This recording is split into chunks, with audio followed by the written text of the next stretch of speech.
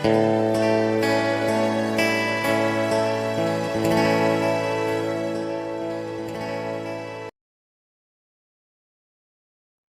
736. Harta karun.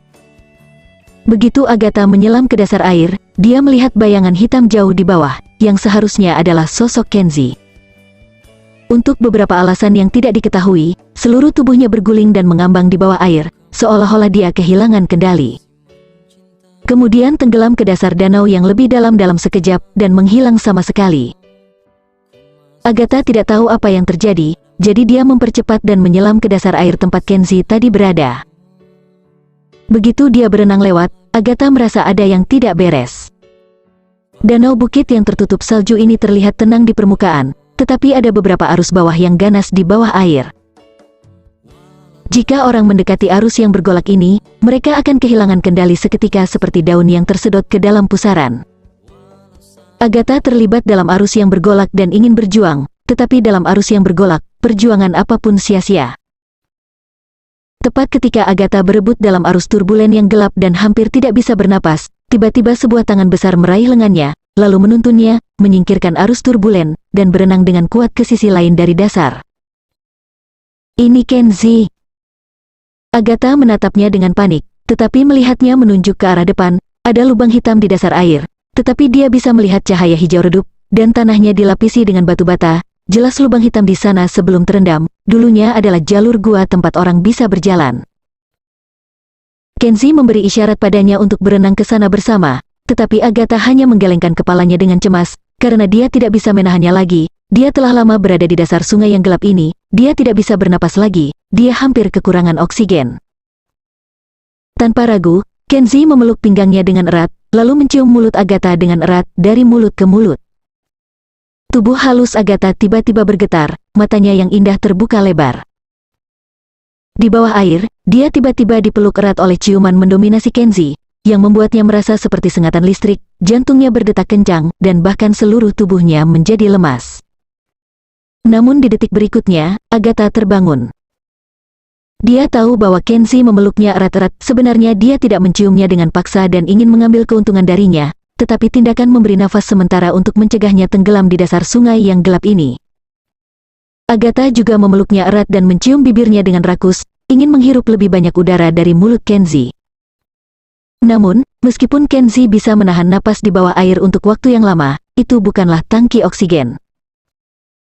Kenzie hanya bisa membiarkannya mengambil sedikit udara, dan kemudian mendorong Agatha, yang menempel erat padanya dan enggan untuk melepaskan, dan mendorong pergi dengan kejam. Kenzie memberi isyarat, mengayunkan tubuhnya, dan berenang menuju lubang gelap di dasar air dengan cahaya hijau redup. Agatha buru-buru berenang bersamanya di sana, dan mereka berenang sekitar 100 meter. Ketika Agatha tidak bisa menahan napas lagi, sebuah cahaya melintas di depan matanya, dan keduanya akhirnya muncul dari air. Tiba di sebuah gua kares yang besar penuh dengan pendar terpencil, seperti medan kares. Kenzie menyeret Agatha, yang mulai merasa lemah, dari air dangkal, mendukungnya dan berkata, "Apakah kamu tidak apa-apa?" Karena kekurangan oksigen yang ekstrim, wajah kecil Agatha berubah menjadi ungu, dan dia jatuh dengan lemah. Dalam pelukan Kenzie, dia hampir tidak bisa berkata-kata. Perjalanan ke sungai gelap bawah air barusan terlalu mendebarkan, dia hampir mengira dia sudah mati. "Lupakan, aku akan menggendongmu." Kenzie tidak menyia-nyiakan omong kosong lagi, dan langsung menggendong Agatha di punggungnya. Keduanya mengarungi sampai ke tepu, berbicara tentang apa yang baru saja terjadi, dan dalam waktu singkat, mereka berjalan ke gua bukit yang remang-remang ini. Gua kares ini jelas pernah dikunjungi oleh seseorang sebelumnya. Banyak stalagmit di tanah telah dibersihkan, dan batu bata bluestone telah diaspal, membentuk jalur berliku yang relatif mulus. Kenzie berjalan di sepanjang jalur bata biru ini dengan Agatha di punggungnya. Berjalan ke depan, setelah berjalan sebentar, dia melihat sebuah pagoda 7 lantai dengan struktur bata batu putih. Agatha terkejut dan berkata, "Lihat. Itu pasti tempat biksu sesat mengasingkan diri dan duduk di masa tuanya, pagoda 7 lantai. Ini sudah pasti kuil putih yang ingin kau temukan." Agatha melompat dari punggung Kenzie, berlari menuju pagoda. Kenzie mengikuti di belakang dan datang ke bagian dalam pagoda. Keduanya mencari dengan hati-hati di dalam pagoda.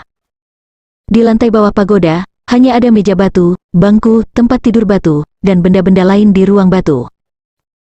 Kadang-kadang, ada beberapa batu giok yang bisa bersinar, tetapi Kenzi tidak memperhatikan mereka dan ketika mereka tiba di pagoda di lantai yang lebih tinggi, keduanya menemukan beberapa barang berharga satu demi satu. Apa ini? Di pagoda ini, Kenzi menemukan toples keramik di atas meja batu. Dia mengambilnya dan melihatnya. Tutupnya tertutup rapat, dan sepertinya ada sesuatu yang tersimpan di dalamnya, jadi dia melepasnya tutupnya dan tuangkan isinya. 7 kapsul kecil keluar dari toples. Kenzi mengambil kapsul dan mengocoknya. Ada suara salsa halus di dalamnya, dan setiap kapsul diukir dengan karakter yang sangat kecil, rumput petir. Mata indah Agatha berbinar, dan dia berkata, ada benih yang disimpan di dalam kapsul, yang mungkin adalah benih dari rumput petir yang legendaris. Kenzi memandangnya dengan curiga. Agatha menjelaskan, saya melihat bagian seperti itu dalam catatan rahasia master, yang secara khusus menggambarkan jenis rumput ajaib ini. Saya menemukan kawah meteor, dan ada komprei aneh di dalamnya. Selama ada guntur dan kilat, daun rerumputan akan memancarkan cahaya ungu redup, jadi biksu sesat menyebutnya rumput petir. Tidak ada biksu Tao yang percaya bahwa ini adalah hal spiritual langka yang ada di zaman kuno untuk waktu yang lama. Dia menemukan bahwa menggunakan biji ramuan aneh ini sebagai obat akan sangat membantu mereka yang berlatih tenaga dalam. Alasan mengapa biksu sesat saat itu memiliki keterampilan kultivasi yang begitu maju justru karena ramuan aneh ini. Sayang sekali jenis rumput aneh ini sulit untuk ditanam. Biksu sesat mencoba menanamnya di area yang luas untuk mendapatkan lebih banyak rumput petir. Tetapi dia menemukan bahwa kecuali lingkungan asli kawah, dia tidak dapat menanam itu di tempat lain. Belakangan, karena pemerintah dan beberapa sekte bersama-sama menyerbu gerbang teratai putih, biksu sesat harus memimpin rakyatnya melarikan diri dari dataran tengah. Sebelum melarikan diri, dia membanjiri kawah dengan air, dan semua tanaman aneh di dalamnya itu hancur. Agatha mengambil kapsul, melihatnya dan berkata, tapi dia jelas meninggalkan benih yang disegel ini menunjukkan bahwa dia menunggu kesempatan untuk menemukan lingkungan yang cocok menanam kembali rumput ajaib ini. Kenzi itu adalah orang yang telah menerima warisan kultivasi, dan kata-kata Agatha hampir jelas baginya. Dia sangat menyadari bahwa ada beberapa ramuan obat yang sangat spiritual dan langka yang secara bertahap menjadi spesies yang punah sejak manusia secara bertahap berkembang biak dan berkembang.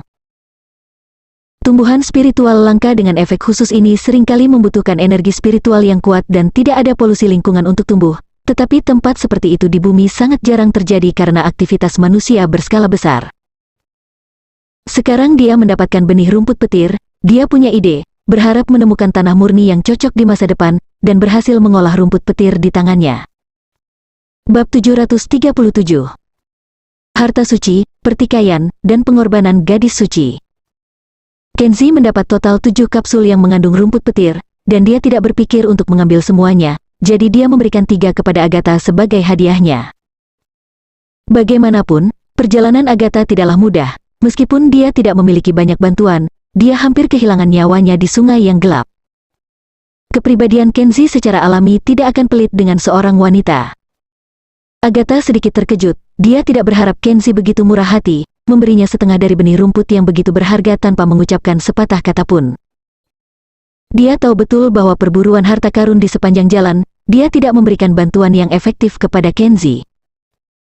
Tidak hanya itu, dia bahkan juga hampir menyeretnya ke bawah, sehingga dia harus mengambil risiko untuk menyelamatkan dirinya sendiri di bawah air. Tapi sekarang, pria di depannya. Dia tidak bisa menahan diri untuk bertanya, Kenzi, apakah kamu tahu betapa berharganya rumput petir di dalam kapsul ini? Bahkan jika kamu tidak dapat menemukan lingkungan yang cocok, kamu tidak dapat mengolah lebih banyak rumput petir, tetapi jumlah yang disimpan dalam beberapa kapsul ini cukup untuk meningkatkan keterampilan kamu selama 10 tahun. Sekarang kamu memberikan setengahnya kepada saya, tidakkah kamu merasa dirugikan? Kenzi meliriknya, perlahan berkata, jika menurutmu benda ini tidak berguna bagimu dan kamu tidak benar-benar menginginkannya, kamu dapat mengembalikannya kepadaku. Agatha tersipu malu, dan segera menyingkirkan kapsul, takut bahwa dia akan merenggut mereka lagi dan berkata, karena kamu mau ngasih, mengapa aku harus menolak apa yang kamu berikan padaku? Itu kamu melakukan sesuatu yang bodoh, jangan menyesalinya dan jangan mengambilnya dariku. Meskipun dia menolak untuk mengaku kalah, perasaan aneh muncul di hati Agatha. Dia menemukan bahwa Kenzie benar-benar berbeda dari saudara laki-laki dan perempuan kuil teratai putih. Di antara sekte kuil teratai putih, jika ada yang mendapatkan harta yang begitu bagus, itu pasti akan mengarah pada perjuangan bersenjata. Pada akhirnya, hanya yang kuat yang bisa memilikinya. Tapi di sini dengan Kenzie, dia merasa bahwa meskipun pria ini terlihat pintar, dia sebenarnya seperti pria jahat yang berhati lembut. Keduanya berjalan mengitari pagoda di lantai ini, lalu melanjutkan menaiki tangga batu menuju pagoda di lantai tertinggi. Begitu mereka memasuki ruang batu, keduanya melihat sebuah kotak besi hitam di atas meja batu. Kenzie berjalan mendekat dan membukanya, dan menemukan kotak emas bersegel yang sedikit lebih kecil di dalamnya, lalu membuka kotak emas itu, yang berisi sebuah gulungan dari kulit domba, dan lonceng emas ungu kecil, halus, warna-warni bertatahkan batu permata dengan berbagai warna. Agatha segera berseru, "Itu dia!" Itu terbuat dari meteorit emas ungu, bertatahkan batu permata 5 warna, dan diukir dengan pola kegembiraan naga dan akasia phoenix di permukaannya. Ini adalah harta suci yang hilang oleh guru, bel Buddha. Kenzie tidak peduli dengan kegembiraan seperti itu, dia mengambil bel dan melihatnya sebentar, lalu memasukkannya ke dalam kotak dan membuka gulungan kulit domba itu lagi. Dia berpikir bahwa gulungan kulit domba akan memberikan beberapa pengantar rinci tentang lonceng harta karun suci ini, tetapi tanpa diduga, tidak ada sepatah kata pun pada gulungan kulit domba yang menyebutkan lonceng tersebut, dan beberapa hanya saat-saat terakhir dari biksu yang sedang mengasingkan diri dan duduk dalam pengasingan serta wasiatnya pada para murid kuil teratai putih. Artinya secara kasar, siapapun di antara murid kuil teratai putih yang memiliki kesempatan untuk mendapatkan lonceng kebahagiaan yang tersembunyi, harus memikul tugas penting guru, melawan musuh yang kuat, dan kembali ke dataran tengah. Pada saat yang sama, dia bertanya dalam hati, orang yang ditakdirkan adalah dirinya? Biksu ini mengandalkan harta suci pintu guru, bel, kembali untuk mengambil alih pintu guru, memimpin para murid untuk bekerja sama, dan lain-lain. Kenzie melihat kembali keranjang batu di sebelah dinding, dan memang ada beberapa kerangka yang hitam dan berserakan. Tulang-tulang itu, diduga, adalah sisa-sisa biksu setelah dia duduk dan meninggal. Kenzie tidak tertarik pada hal-hal lain, dan ingin merebut lonceng, tetapi Agatha mengambil langkah pertama, merebut lonceng itu, dan mundur dengan gugup ke pintu ruang batu. Kenzie mengangkat alisnya tanpa sadar, dan bertanya, "Bicaralah dengan jelas, apa maksudmu?" Agatha menatapnya dengan gugup, lalu perlahan mundur dan berkata, "Kenzie, bel Buddha tidak berguna untukmu, karena kamu bukan murid kuil teratai putih. Para murid pun jika bukan orang suci, bahkan jika memegang lonceng halo di tangannya, tidak akan dapat menggunakan efek magisnya." Kenzie terlalu malas untuk berbicara omong kosong dengannya, jadi dia mendekatinya dengan dominan, dan berkata, "Berikan. Aku telah menjadi calon orang suci yang ditunjuk oleh kuil teratai putih sejak aku masih kecil. Jika saya memiliki lonceng Buddha, saya tidak hanya akan dapat menghapus semua kejahatan saya, tetapi juga memiliki kesempatan untuk bertanggung jawab atas guru dan menjadi orang paling mulia di kuil teratai putih. Ini mimpiku, mimpi yang kumiliki sejak aku masih kecil, Kenzie, apakah kamu mengerti?"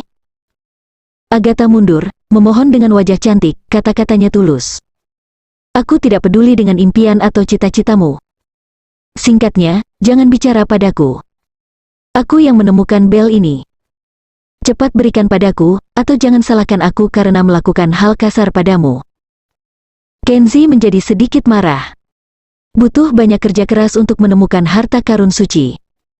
Dia berencana untuk mengambilnya kembali dan mempelajarinya dengan hati-hati. Setelah itu, dia akan memiliki kultivasi ganda yang bahagia dengan istri Yumiko untuk meningkat basis kultivasi dan keterampilan saya bersama. Dia tidak tahu bahwa Agatha begitu rakus. Dia baru saja melihat bel direnggut olehnya, dan dia ingin mengambilnya sendiri. Namun, Kenzie tidak khawatir dia akan dapat merebutnya. Lagi pula, dalam hal kekuatan, 8 Agatha tidak dapat mengalahkan 1 Kenzie. Agatha melihat bahwa dia maju setiap langkah, dia menoleh, mengertakkan gigi peraknya dan berkata, "Kenzie, apakah kamu benar-benar akan melakukan sesuatu padaku? Setelah aku memakainya aku akan mengembalikan bel untukmu. Kita memiliki kesepakatan di awal bahwa jika menemukan harta karun itu, kita akan membagi keuntungannya secara merata." Kenzi tersenyum dingin. Agatha, betapa tebal kulitmu untuk mengatakan hal seperti itu. Sekarang kamu telah merebut harta karun suci di tanganmu, beraninya kamu mengatakan kepada saya untuk membaginya secara merata. Apakah menurutmu mudah untuk menipuku? Dia perlahan mendekat. Agatha, jika aku tidak menyelamatkanmu dengan niat baik, kamu akan mati, dan kamu hanya mati 2 kali. Berikan padaku. Melihat Kenzi hendak bergerak, Agatha tidak lagi ragu-ragu, dan dengan tegas mengangkat bel di tangannya, dadanya terangkat dan berkata, "Jangan datang ke sini. Jangan paksa aku melakukannya. Aku tahu kamu sangat terampil, tapi aku tidak akan takut padamu." Kenzi tidak bisa menahan keterkejutannya ketika dia melihat bahwa dia mengangkat lonceng kecil itu, sama seperti dia menggunakan lonceng emas untuk menangani dirinya sendiri sebelumnya, seolah-olah dia akan mengguncang lonceng senjata ajaib. Ada yang salah. Agatha, kamu mencari kematian. Kenzi tiba-tiba bergerak seperti kilat, dan berlari ke arahnya dengan kecepatan tercepat, mencoba merebut lonceng dari tangannya. Tapi dia sedikit terlambat. Agatha sudah mengambil langkah ke depan, dengan cepat menggerakkan bibir merahnya, melantunkan mantra, dan pada saat yang sama tiba-tiba menjabat tangannya. Hanya ada suara desakan ringan. Sangat halus dan jauh, seolah-olah datang dari bukit yang jauh, Kenzi tiba-tiba membeku, penglihatannya berangsur-angsur menjadi kendur, dan dia sepertinya telah kehilangan kesadaran. Lonceng Buddha jauh lebih kuat daripada lonceng wanita emas yang dihancurkan oleh Kenzi. Ketika bel berbunyi, Kenzi terpesona oleh lonceng tersebut, dan matanya pada Agatha mulai menjadi panas. Berbeda dengan lonceng emas wanita, lonceng Buddha tidak hanya efektif untuk pria, tetapi juga untuk wanita. Di bawah dering lonceng ini, Agatha secara bertahap juga mulai kehilangan kendali. Wajahnya memerah, matanya kabur, dan dia tidak bisa mau tidak mau berjalan menuju Kenzi, tampak melemah di sekujur tubuhnya, dan hanya ingin dipeluk.